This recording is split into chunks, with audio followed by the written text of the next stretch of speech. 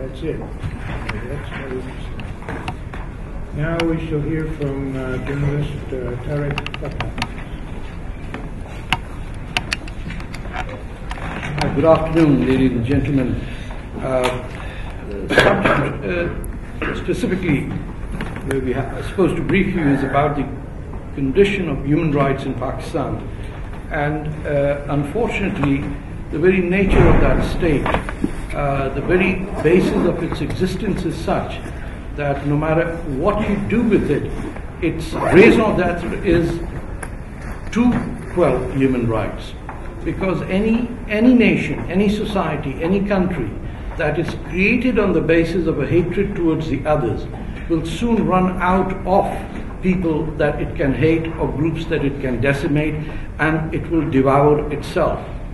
I'm quite sure you are aware, or well, thank goodness for the liberal press that none of this is reported. They were so busy reporting about the election of a pope that nobody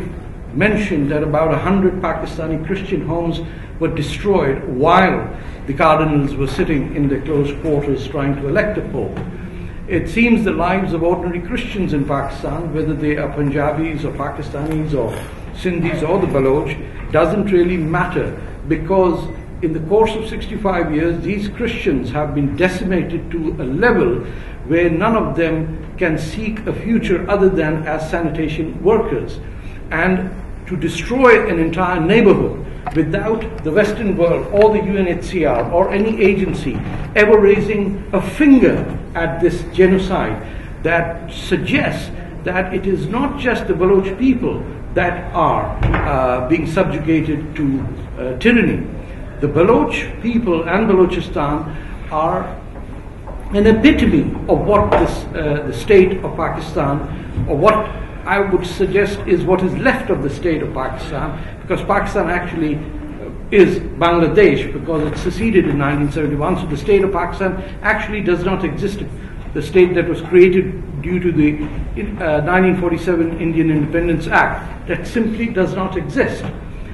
And today this truncated entity run by a rogue military that cannot fight wars other than kill its own people is tying up with what I would suggest is a new axis of evil, that is China, Pakistan and Iran. And the best testimony to this is of what the People's Republic of China and the so-called Communist Party of its rulers has taken over a port built on the coastline of Baluchistan, owned historically by the Baloch people, at the mouth of the Straits of Hormuz, to ensure that the future oil supply lines from the Persian Gulf are permanently terrorized by three entities: Iran, China and Pakistan. And this enterprise by Chinese state-run corporations are hell-bent on looting the very resources that a future Baluchistan relies on if it has to be built as a new country. Without stopping China from taking over the gold mines in the copper mines in Sandak, or the gold mines in Rikodik, or the port facilities in Gwadar, a Baluchistan, even if it wanted to, would not be able to exist, because by the time it would come through, the Chinese, as we know what they do in Africa, in Sudan, in Zambia, in Bolivia, everywhere, they have looted and gutted out the very basis of economic enterprise in a colonial effort that very few of us seem to recognize. So China, Pakistan and Iran, and again the Chinese, the Iranian pipeline coming from Iran, from its gas fields, straight into Pakistan with the future intention of taking it straight north into China, will prove to be a serious threat to the security and well-being of what we refer to as the Western world, which is Europe and North America.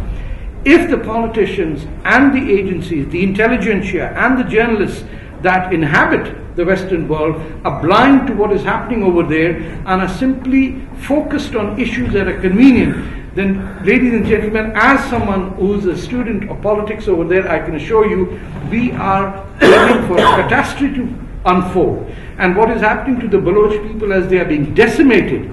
by the tens of thousands or the 40,000 who have disappeared and whose bodies are flung out of helicopters near the neighborhoods of their parents, that is going to be the fate of much of the rest of the world, because you have to consider an essential question. The difference between the fascists of the past and the Islamofascists today is that the fascists of Hitler and Mussolini wanted to take over the world to run it, while Islamofascists want to start life after they have died. Life after death is the fundamental starting point of Islamofascism. And that difference, I don't think, has been understood by those in the West, those scholars or consultants or private firms who run the future of affairs, because we would not be in this mess today if the State Department would not be involved with the Muslim Brotherhood of Egypt, with the Jamaat-e-Islami in Pakistan, and with the Taliban in Afghanistan. Baluchistan is the only hope